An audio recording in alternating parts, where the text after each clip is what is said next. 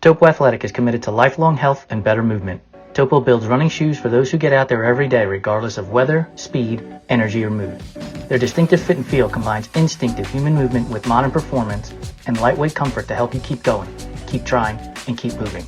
Discover the Topo difference and step into a run experience unlike any other. We got one on. We got Jacob on, so now we got to get Melody on. Oh, look at that. Hello.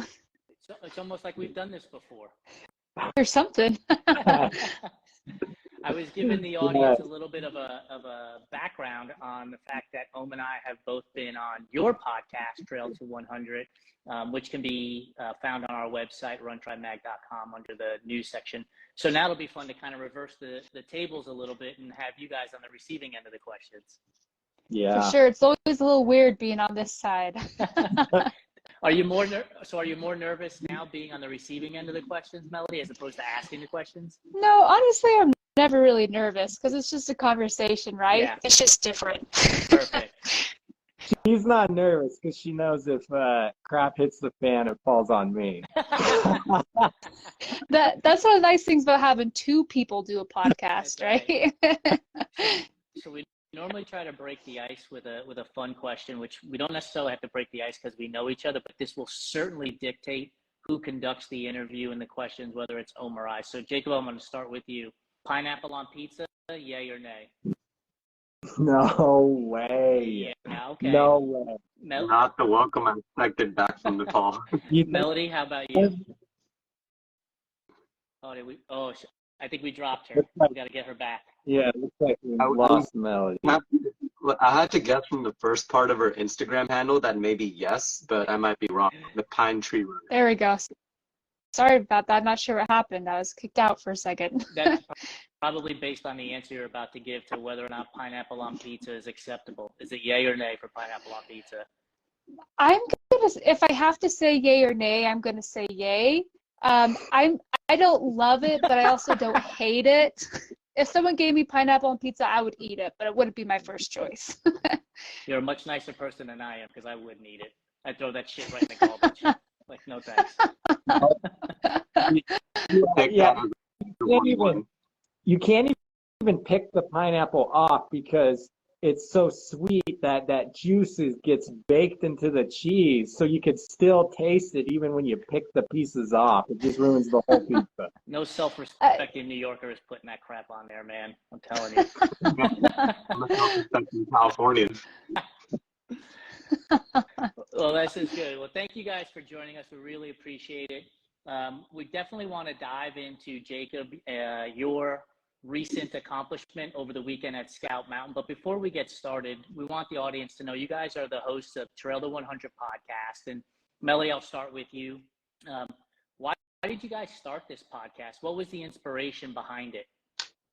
Yeah, well, we started the podcast right after we were married, and we both had just recently graduated, and we both got our first big boy, big girl jobs. And we were like, yay, we made it. We got married, we graduated college, we got jobs, and, now we're supposed to live happily ever after, right? But we realized that that's not how it works, and we were really bored, and we didn't really know what to do next in our lives. Just the mundane, going to work, coming home. We were like, so this is it? Like, this is what we worked our whole lives for? We were craving some kind of growth or progression. So we decided to get into running. When we decided to run 100 miles, we were trying to find resources because we didn't have any friends or family who had ever run 100 miles. We had no idea what we were doing, and we couldn't find anything for beginners. We could find a whole bunch of like how to shave 2 seconds off your 100-mile race or how to podium, and we were like, no, we just want to get there before the cutoff. So we were like, let's document our journey of running 100 miles for other people who are like us, who just want to cross the finish line. And so it started with us just documenting our own journey. And then after we did our 100-mile race, then we started interviewing other first-time 100-mile racers. Jacob, what year did you guys start the podcast? 2020. So we started right before COVID hit, because that's the year we signed up for our first 100-mile race. It was probably like December of 19 is we signed up for our 100, and we knew what happened after that, so we started documenting it. And so it was kind of cool how we started documenting it, and we were training originally for a race, the Ute 100 down in southern Utah. But then obviously got canceled, and so you kind of get, as you go back in those episodes and listen to it, we have an episode where like, well, our race got canceled, we don't know what to do now, and then we finally figured out, let's just put on our own. So our first 100 was us just creating our own course and going out and running it and having our family crew us along the way. So did you actually plot out a course, and it wasn't like I'm going to run around the block 100 times kind of thing? Yeah. Yeah, we wanted to still be in the mountains. We wanted to feel like we were moving somewhere, so we actually plotted out a 50-mile loop. And it turned out it was really hard to direct the family and friends to the different spots. Most of them aren't runners. Most of them don't really quite get it, you know. We aren't from a family of runners, and so it was almost double the stress of you're playing race director and running the course at the same time. So, but it turned out great, and we ended up getting it done in a very long amount of time. But yeah, I guess that's why you do your own, because you can go as slow as you want, right? So we got it done, and we learned a lot through it. So Melody, what was the craziest question or reaction from your family when you were like, hey, by the way, we're going to run this 50-mile loop twice and we need your help? You know, I think at that point, like, we did a marathon, and then we did a 50, and then we did this 100, and I think by that point everyone was just kind of used to us doing crazy things, and they were just like, okay, you guys are freaking way to go, good for you. I remember most of it was like through the night, people were like, so you're not stopping to sleep? Run the Like, whole that was thing. Yeah, like people didn't get that, like 50 miles each day and you sleep at night, right? Like, no, we're just gonna go through it all. Might take a nap on the dirt, but that's besides. Yeah. Ooh, Right. Yeah, it's like, yeah, definitely on the dirt. So Melody, I'll put this back to you again. So you start this podcast 2020, you run your first 100, you didn't find information out there for beginners. What are you hoping, you know, Trail to 100 becomes, you know, from where you started 2-3 years ago? You know, where do you see it going? Yeah, well, if we would have known what we know now when we ran our first 100, it would have been so different. And I don't regret anything we did. It was an amazing experience. We just want to make it easier for people like us who maybe didn't grow up in the running world, that this is totally new to them. We want to give them all the tools they need to run 100 miles, and we want to make it more accessible to people. We feel like there's so many people out there who feel like, you know, running 100 miles, that's impossible. I could never do that. But here's the thing. Everyone who ever runs 100 miles at some point said, oh, I'll never do that, right? And we just want to let people know, like, yeah, we just want people to know, like, no, you literally can. Like, we've had people on the podcast who went from couch to 100-miler in 1 year. Mm-hmm. And it will change your life. And I feel like Jacob, we can kind of get into that more as Jacob goes over his Scout 100 journey. But we just want to help people do this big thing that seems impossible, and let them know that it actually is possible. Yeah. You have that strength in you. Yeah. So it's not as crazy as you might have thought it once was. I mean, it's still crazy, mm-hmm. but it's doable. It's doable. It's definitely possible. Jason, before you ask your question, since you bring that up, I wanted to ask if there's anything you two have particularly learned from any of your guests on the show that you didn't know before during this journey of like bringing on so many amazing people. Yeah, I mean, honestly, everything. We made every mistake in the book our first time when we were doing ultra running, and I like to. Looking back, I was just like, with all the mistakes I made, not knowing any ultra runners at the time, I was just pounding my head against the cement wall over and over and over again.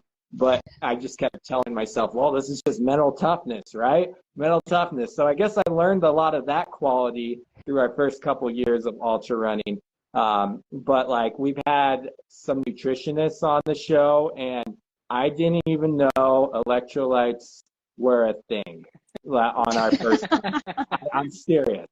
I didn't even know. I even ran a 50 miler, and I didn't even really know. I knew electrolytes were a thing, but I had no idea the importance of it. I'm like, oh, sure, I'll pop a little Gatorade here and there, la di da.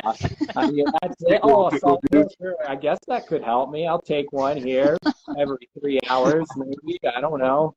And so, I remember when we had a nutritionist on our show, my mind was blown, and I was like, oh my gosh, I've been doing everything wrong. No wonder every run past 10 miles feels so hard. So that was good, and just also a lot of mindset stuff from our guests that have come on the show, and problem solving skills. That's something that I've struggled with, that I've learned, okay, in ultra running, it's about problem solving here. I don't know. What about you, Melody? Yeah, well, I think just lots of little tips and tricks, like different things people do for blister care, different gear that I've never heard of, different food. Like yesterday, we interviewed someone who said that his favorite food is, he's from the UK, and he eats these like fancy rice cakes or something, and he's like, these get me through every single race. And I'm like, oh, there's another food that I gotta try, you know. But really, I think the biggest takeaway from our guests has just been the inspiration, and like the mental toughness aspect of it. Everyone has a story, everyone has a why, and it's just so fun learning about why people do what they do. Jacob, who just finished running Scout Mountain 100, why did you pick that race? What was the why behind, you know what, this is the one I'm going to train for, this is the one I want to cross the finish line of? Yeah, so we had actually signed up for the 50 miler on Scout Mountain during COVID year. That was going to be like our big peak training run before our first 100. So it was canceled, obviously. Well, first off, I had spent some time in those mountains, just a little bit, just got a tiny taste and knew they were gorgeous. Secondly, I love the Boy Scouts, and this it just had the name. I grew up working at scout camps, and it has nothing to do with Boy Scouts, this race, but you know, the name appealed to me, you know, so it caught my eye. Honestly, it was a tough, rugged race, and I like to run races that I guess aren't your big brand names. And this one wasn't a big brand name, but it still gave you the, you know, the toughness and the ruggedness that, like, running out here in Utah, that's where we live. There's the Wasatch 100. That's the big one out here. And so it's very similar in vert. You know, there was like 24,000 feet of vert in Scout. And I just, I wanted great views, and I wanted to be pushed and to be able to, you know, just prove to myself that I can do these tough, rugged runs, and be out there and just enjoy it, I guess. Try to enjoy it. So did you? You use the word enjoy. Did I enjoy it? You know, that was something I struggled with, but I was trying to accept through the race. And I will tell you, there was one point in the run where I was had a lot of diarrhea going on, and I was throwing up. Like, I was seriously stopping about every mile to go poop through this section. And it was during the night, of course, so it was about as miserable as you can get, throwing up, using the bathroom all the time, or like using the bushes. And I came into this aid station, and it was kind of a rugged one. There's no cars couldn't get into there. They just got up there with ATVs. They didn't really have a lot there, but just had the essentials and a campfire going, and it's 4 in the morning. And I came into that aid station, and it's mile like 55. The race started at noon, so it was a little bit later start time of the race, and feeling pretty low. And I sit down and decide I'm going to try to sip some, Sprite or ginger ale. And Bob Marley actually came on. They had some speakers going, and there's the "Don't Worry About a Thing" song.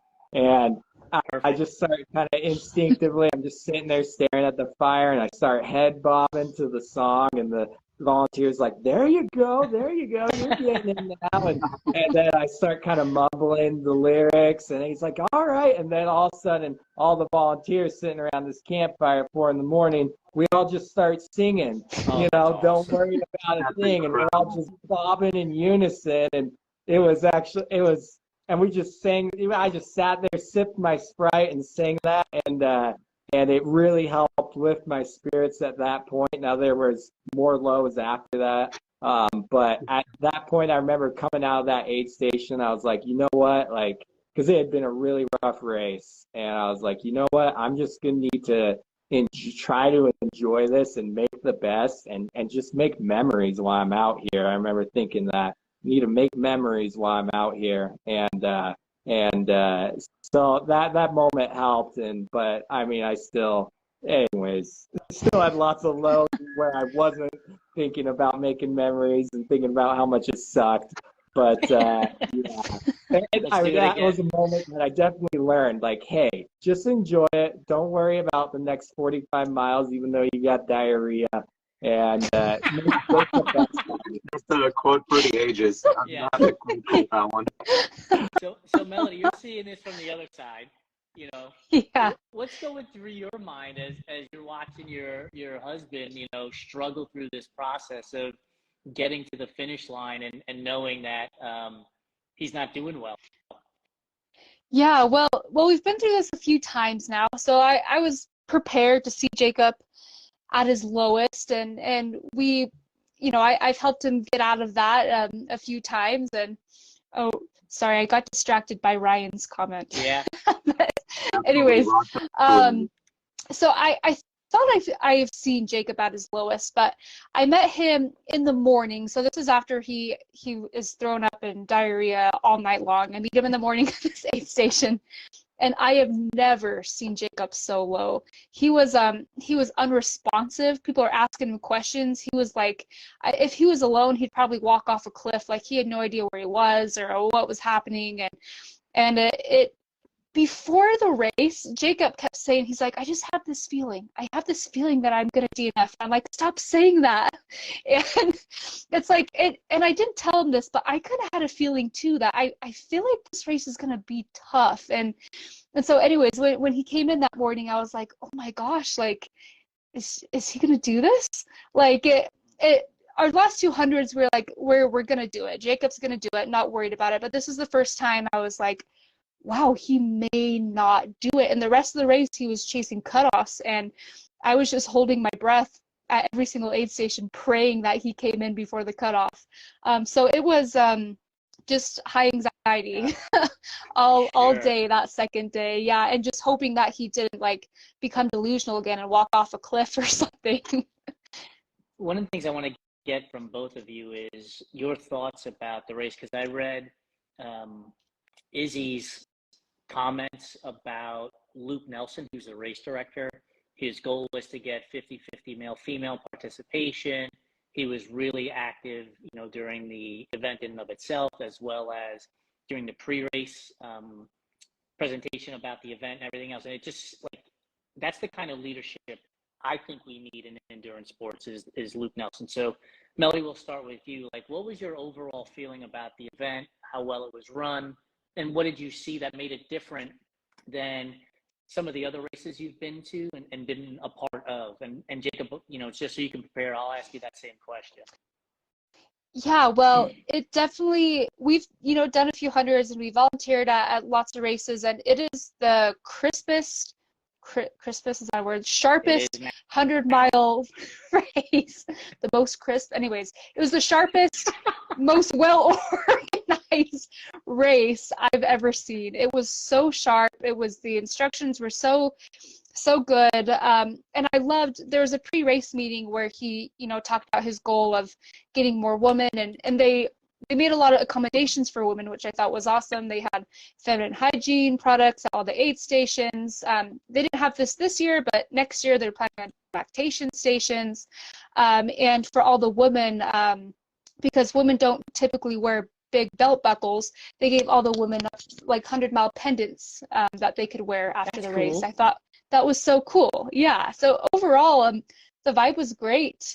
I feel like it was a very well organized. Everyone was so loving and happy. It was great. Yeah. So Jacob, from the athlete's perspective, yeah, please. I mean, from an athlete's perspective, a lot of those women kicked my butt out there on the trail. It's like I was thoroughly impressed because I think the field was 44% female for the 100-mile race, which is way higher than normal. And anyways, so there was a lot of tough women out there.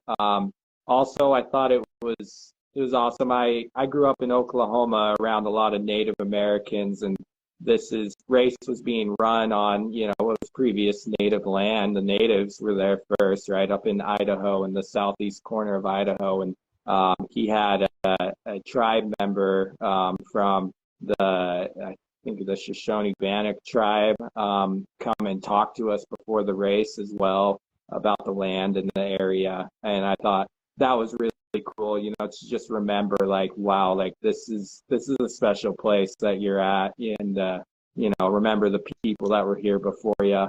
But yeah, he ran a great race, and he was very sharp, and he just thought of details that just tried to make everyone feel loved and included. He hugged every single finisher, from the 21-miler to the 100-miler. He greeted them at the 400 of them. All 400, and he hugged each one of them. So it was really well organized. I wasn't expecting it to be like this because I hadn't heard a lot about Scout, but after experiencing Scout, I'm like, how is this not a more popular race? Like, Luke puts on an amazing race.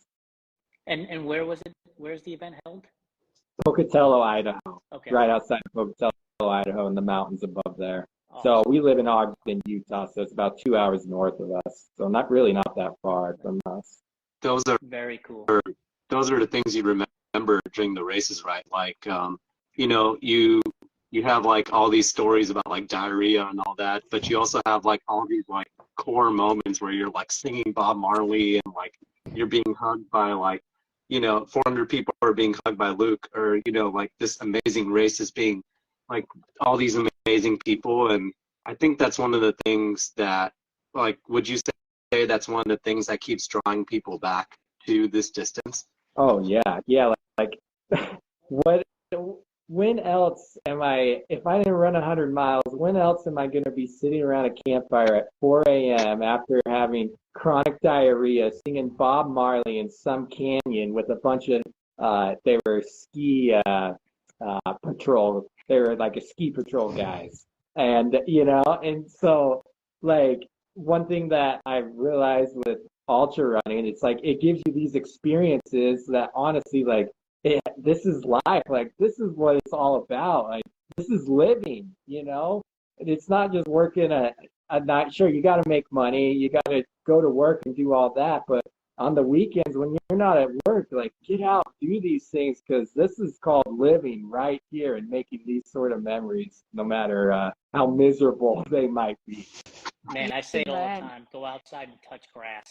Like, just don't be inside scrolling mindlessly, endlessly. Like, all that shit's going to be there. Go outside and touch grass. Like, just go outside, experience life. So I normally don't ask athletes who just finished racing what's next, but the hell with it. What's next? Oh, man. Well, I don't have any huge. So here's what our plans are. So Melody, my wife, she is pregnant right now. So and so our kid comes in October, and I mean, I hope you don't mind me sharing this, but it's been a little bit hard on Melody to not be able to be in all these races, because I know that's where her heart is. And my goal, honestly, is next year we're getting Melody to run 100 miles, and that's the goal. Melody's been looking at races already, but she's going to have her kid, and we're going to get her out there and running 100 miles. That's my goal, and I'm sure, honestly, my goal right now is to learn how to fix my gut, because I've run 300s, and every 100 is a complete nightmare with my gut, and I'm like, I need to make some big time changes and figure this out. But I really just want to get Melody to run 100 miles. That's my goal. Melanie, I'm going to ask you a question here in a second, but here's my tip on the gut issue. So when I raced Cocodona a few years ago, I could not take any more gels. Like, my mouth was killing me. It was awful. So what I did at the aid stations is they had oatmeal packets. And so I took the oatmeal packets, put it in a Ziploc bag with some cold water, and literally made mush. And then I would just squeeze the cold oatmeal mush into my mouth. And so you got carbs, you got fiber, you got calories, and I was set. I ate mush for like 3.5 days. So that's my tip to you. That's not a bad idea. That's a good tip. Got you. I'm gonna. Sorry, guys. I gotta plug in my phone, so don't mind me for just 1 second. No worries. We love first for every fireside chat. We had one where we have like running buddies on there, like dogs. We had somebody bring an actual fire to the fireside chat. So Melanie, you're looking at 100s. You don't have to rank them, but if you're looking at different races, which ones are you are floating towards the top of your wish list? Well, the one that I'm leaning towards right now is the Bear here in Utah, which we're gonna help Ohm with here in a couple of years. We talked about, but the reason it calls to me is, and this is such a silly reason, but I really love bears. And I would love some cool bear swag. So, oh heck yeah, that's sweet. That is a sweet tattoo. Bears have always been my favorite. I feel like they're my spirit animal, and it also would be perfect timing. It's in the fall, so it would give me a full year to recover and build back up and do a 100-mile race. And I just have to say that my husband is the most supportive, amazing running partner ever. It's maybe pregnancy hormones, but I was cheering up a little bit as you were saying that your next goal is to help me get to 100 miles. So anyways, it helps to have a good training partner.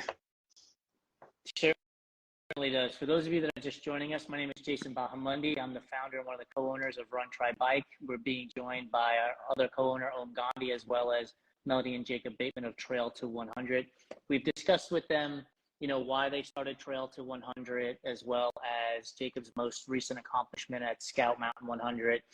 So what I'd like to do now a little bit is get into a little bit about the podcast in and of itself. And we talked about where you see it going, but you guys just recently partnered with Switchback. And so Melody, give us a little bit more about that partnership, that giveaway that you're doing, so that we can get people to, one, listen to your podcast because it's phenomenal, but two, to also know a little bit more about Switchback and what you guys are doing. Thank you very much. So Switchback, they're a startup, and they sell high quality running buffs, and their thing is, not only are the running buffs high quality, but they're super fun. So they have lots of fun designs and patterns, and I feel like they have designs and patterns for every vibe. They have, mine and Jacob's vibe. We like the mountains and the, what is this thing, the skeletons, and kind of the rugged vibe. And then they also have crazy things like sharks drinking boba on a lawn chair and just crazy. So they're super awesome. Switchback sent us some of their buffs, and we've been using them. They're great for the winter when you're cold, great for the summer. This is what I mainly use my buffs for, and I know lots of runners can relate, but I'm a very snotty runner, so I use my buffs to blow my nose in while I'm running. And it also, our buffs came in handy. We did supported my dad in a 50-mile race out on Antelope Island out here, which is tons of bugs. So we had buffs over our mouth so we weren't gagging on too many bugs. And anyways, the buffs are great quality. They're super awesome. So our giveaway is we're giving away 5 custom Trail to 100 gaiters that Switchback made. It's just started today, and we're going to do a live with the owner of Switchback next Tuesday to announce the winners. Michelle Johnson, you can say her name. So okay. Yeah, so Switchback is a partner of ours as well, and we can certainly agree with everything that you said about their product and what they're doing and who they are as people in general. It is amazing, right? So you guys are relatively new, started in 2020. Michelle started this year. We started in 2021 ourselves, right? So we're all relatively new, and it's amazing to hear the stories that we can all tell and share about our adventures and the things that we've come through and gone through and stuff like that. Jacob, I'm going to put you on the spot. What's one of the funniest things that you've heard throughout the process of interviewing people for your podcast, or while you were out there, running your 100s and talking to people and just hearing, because these stories crack me up. I mean, I know you were in pain and it wasn't great throwing up and having diarrhea, but I'm laughing. Like, 'cause I've been there. Like, literally at Canyons 100 in April, I was laying on the side of the trail throwing up. So I get it, right? Like, I've been there.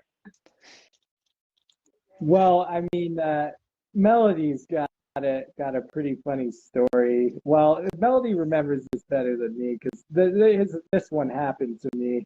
But on our first 100, when we did our self-supported one, and it was like 3 a.m. and we had never done anything like that before and didn't know quite how to handle the tiredness that comes over you. And we ended up laying down on the trail for a dirt nap.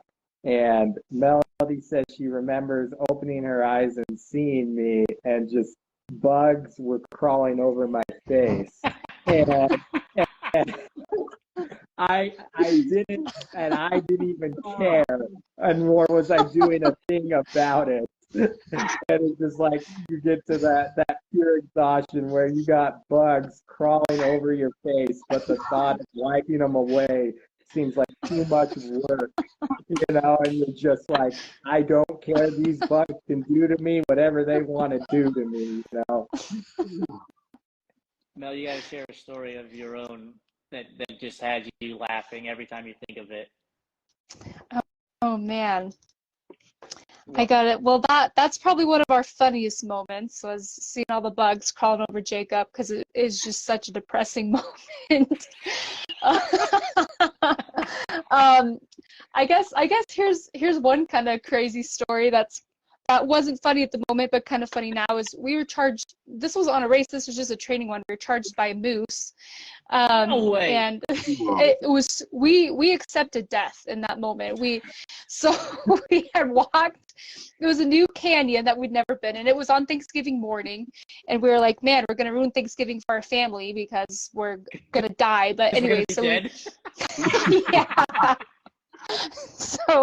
So we're going back into this canyon we've never been in before, and it's just getting thicker and darker, but we love that. We're like, oh, this is so cool, and it's kind of snowy, and we get back and we see this moose, and what the way I remember it in my head is I just see its face like poking out from all the trees and leaves, and it was right on the trail, and I've never been scared of animals. We've seen tons of moose on the trails, and I didn't think anything of it, and I'm like, oh cool, look at the moose, and Jacob's like, Melody, be careful, and I'm like, calm down, it's just a moose, like we see these all the time. Oh, that's awesome.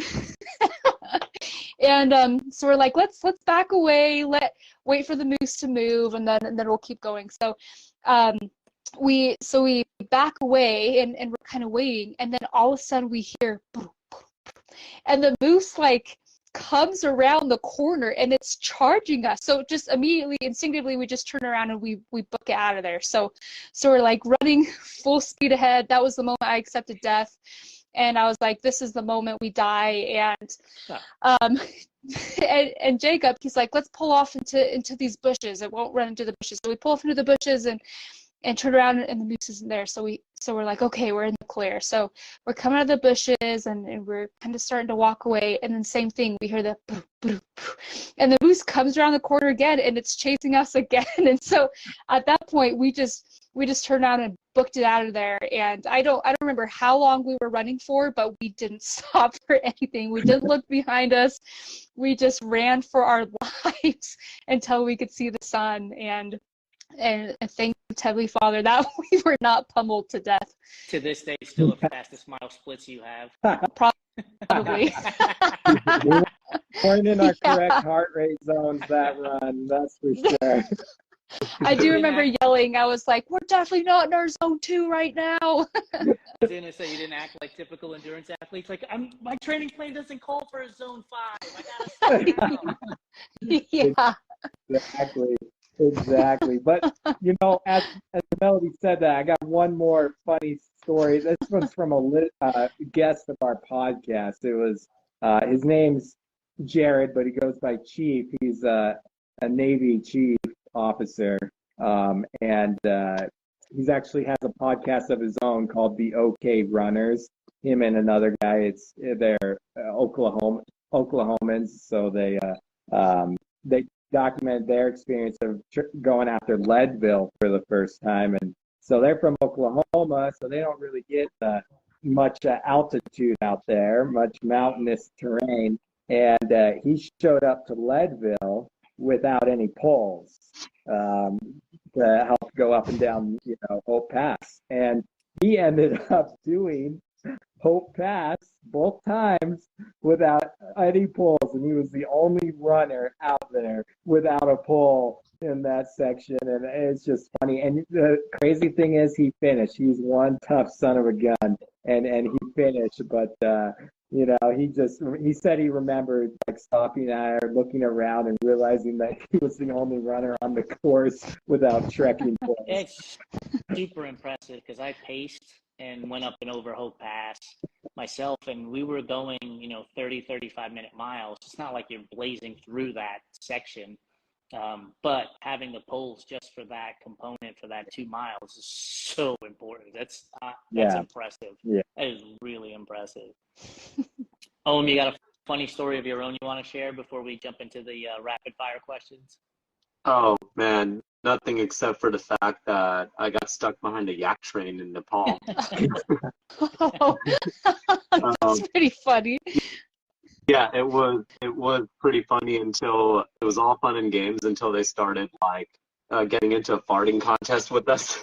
Oh, jeez.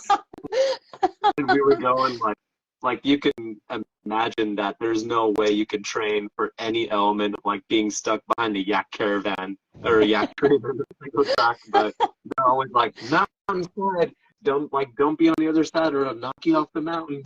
And then next thing you know, they're keeping this straight face and getting into a farting contest with us. And we'll forget that. So, yeah, you can't prepare for something like that. No, and I think this is why we love these sports, is because we have these stories. I'll tell you, my first 100, I was at my second 100, I was at Rocky Raccoon. I came up to the aid station. It's at the Damn Good aid station or something to that effect. And it's a massive aid station because you hit it twice on the loop. And they've got disco balls, it's party and all kinds of stuff. And they had a tray of tater tots, and you're gross and disgusting. It's in the middle of the night, right? Melody, like you, I snot everywhere. That's why I use the buffs on my hand. It's just booger everywhere.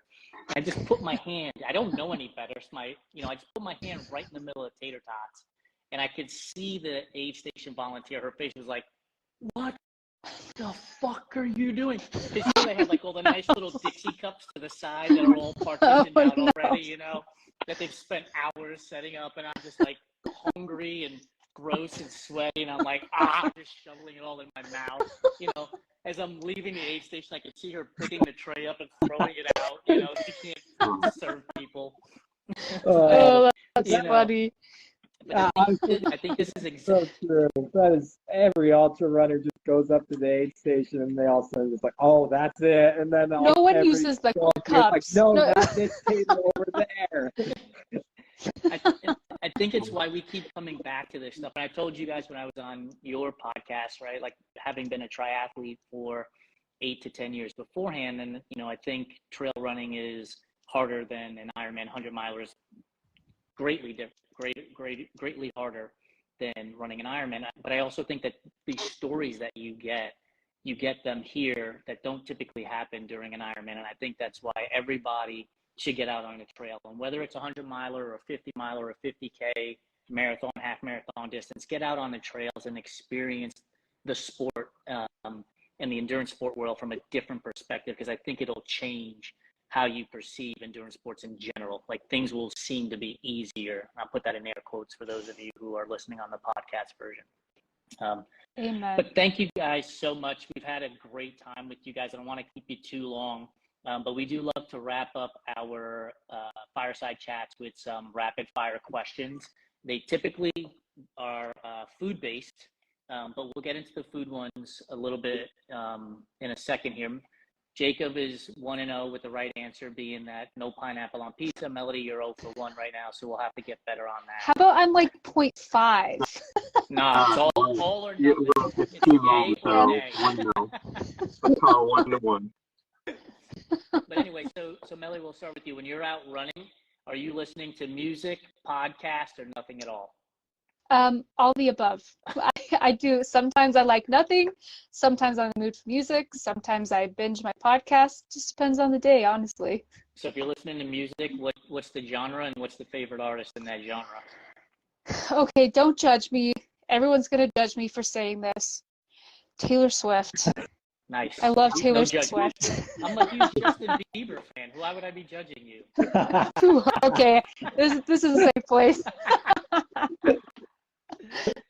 Jacob, for you, what are you listening to when you're out running?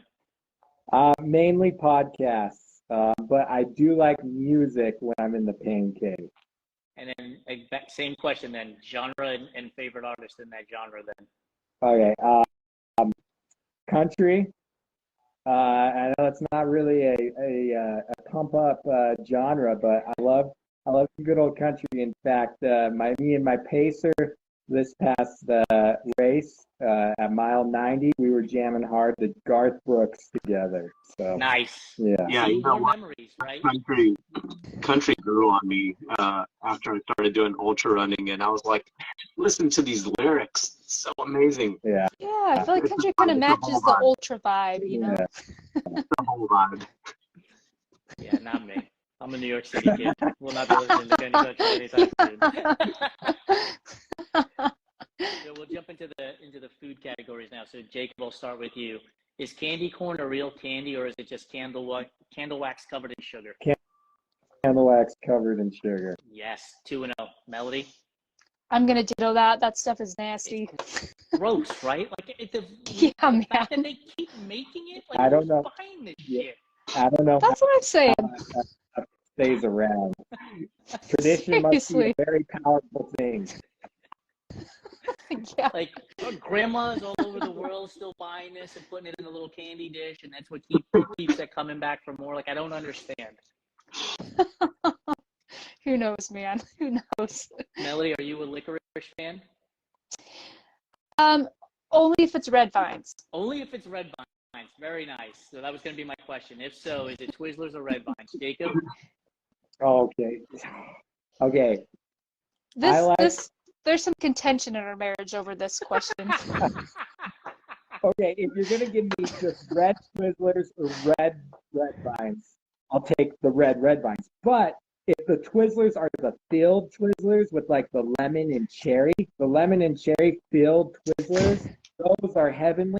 I will take those over red vines any day. The most specific answer I've heard to a licorice question ever. I'm telling you, for our listeners out there, if you have not tried the Twizzlers, they're called Twizzlers filled, I think, and it's the lemon and the cherry combo. It has both of them. Oh my gosh, they are great. The problem is, though, if it's filled, you can't use it as a straw, right? Yeah, I love licorice. Oh, that's gross. Using it as a straw is just wrong. Nobody's a fan of black licorice then? No Sambuca fans in the group? No way in heck you couldn't pay me enough. All right, Jacob, back to you now. Peeps, is that a real candy or is it just the marshmallow covered in glitter? Not a candy, not a candy at all. Melody, are you a Peeps fan? No, that I feel like that's right along the same line of candy corn. I don't even understand why those things are made. I feel like nobody likes those. It's crazy. So we've had people who like them, but here's the crazy thing. They've told us that the best way to enjoy a Peep is when it's stale. So it's like, so you'd rather have a doorstop covered in glitter than the ooey gooey marshmallow covered in glitter? They don't We had understand. we had somebody who was on our chat mail me and Jason a stale peep to try. Awful. Did you try it? Awful. Yeah, it's terrible. Like, Oh. terrible. Like, I don't understand. We did have somebody else, Kim, told us that if you put two Peeps in the microwave, you put toothpicks in their beaks, and you set them off in the microwave. So if they spin, it's called peep jousting. This is a game I've never played. It's a game I'll never play. But if you're looking to do something with Peeps, there you have it. That sounds fun. I would do that. Yeah, I might buy a piece to do that, but not to eat it. Yeah. That's why people still buy peeps for peep jousting. Yeah. This is the kind of stuff that's going to keep that business going forever, right? Oh, peep jousting, I'll give it a try. Nobody's eating this stuff. Melody? But that should be your sign right there when people are playing with their food instead of eating it, right? So, Melody, are you is red velvet an actual flavor, or is it just chocolate cake with red dye? Well, it actually is just chocolate cake with red dye. Yes. When you look it up, that's all it is. Yes. But so I would just rather eat chocolate and get rid of the, if I'm going to eat something totally unhealthy, I might as well pick the kind of healthier option. Are you eating red velvet cake, Jacob, or you just say, just give me the chocolate cake? Well, red velvet tastes differently than chocolate cake. I'm telling It's just your eyes are deceiving you. Flavor. It's its own flavor. I'm saying it. Red velvet cake tastes different than a chocolate cake. It's just that buttercream frosting that's getting you there. It's just chocolate cake. And if you're going to have buttercream frosting, then you got to have carrot cake. Like, that's the best cake, period, bar none. I would agree with that. With that. Yeah. Now, if we're talking pineapple can go in carrot cake because it adds moisture to it, so I'm cool with it there. You don't actually taste the pineapple. It does get baked into it, so you don't actually taste it, but it adds moisture to the cake. And I'm also a raisin guy in carrot cake. Are you folks raisins in your carrot cake or sans raisins? No. I really love raisins, but not in anything else besides just plain raisins. Raisinettes. Logan is not a carrot cake fan. Come on, Logan. Come to our side, buddy. Come on. Put some raisins in it and get that buttercream frosting. Fantastic. Buttercream frosting, no. Yeah. I feel like you can put buttercream frosting on anything, and it makes it a little better. So here's a story. I was pacing at Badwater one year and went to the grocery store, and one of the top athletes, I forget her name, but we were talking about nutrition for this event and what are you going to be doing, and she's literally buying pints of frosting. Like, that was part of her nutrition plan, was to eat frosting. Like, sounds like a recipe for disaster. Forget it. I'd be doing what you did, diarrhea and throwing up all over the place. Like, it would not make it. Talk about sugar bombing. Yeah, but again, it goes back to the whole concept, right? Like, everybody's different. Figure out what works for you and run with it. Yeah, literally. So run with it. Yeah. Sorry. Last question. This one will go to you, Jacob, first. After Scout Mountain will be a perfect opportunity, maybe, but after a hard training run or a hard race, what's your go-to recovery meal? Probably not the healthiest, but pizza. Love me some pizza. Nice. Without pineapple, perfect. Yeah. Melody, what's your go-to recovery food? I've always said a giant burrito. The perfect day is going on a big, crazy adventure, starving yourself, then coming home and eating a giant burrito. What's in the burrito? Black beans, maybe like a cafe Rio, like black beans, pork, all the stuff. Like it has to be at least twice the size of your face, kind of burrito. Are you making it spicy, or are you going like, mild? I do medium, a little bit kick, but not too much. Or like why did I just forget? Jacob, what's that other burrito place? Beto's would be a good one too. Yeah. Potatoes, burritos. Yeah. It's clearly a favorite of Jacob's as well, as the laughter tells you how good it is. Yeah. You guys have been awesome. Thank you so much for joining us on this Instagram Live. For those of you that were just getting in late, it'll be on our feed and the Trail to 100 feed here in a minute. But if you don't have time for it today, it'll be on our YouTube channel at Run Try Mag by Thursday, and the podcast on Apple and Spotify by when, By Wednesday. By Wednesday of next week. So thank you all for joining us. Jacob, Melody, thank you guys for joining us. Congrats on your Scout 100, and good luck the rest of the way, Melody, with your pregnancy. Wish you guys all the best. Thank you so much. You guys are awesome. Chat soon. Bye-bye. Yes.